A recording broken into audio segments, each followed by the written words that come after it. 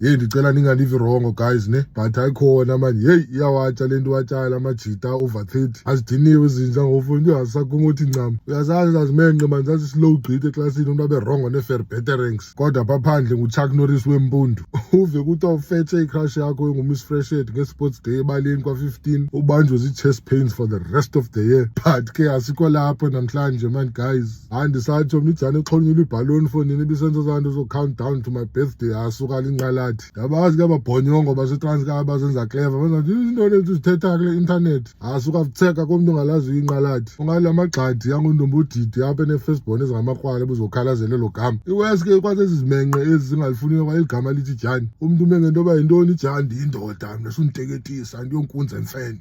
kawutshonelanga aba mzuvukile but ke asikho lapho namhlanje man guys nazi nona yami usivija abafondini bixhonyelwe ibhaloni ku-celebrate i-40th yayo yayibona kwayindlela eyothuka ngayo wow, yothuka is-light skin.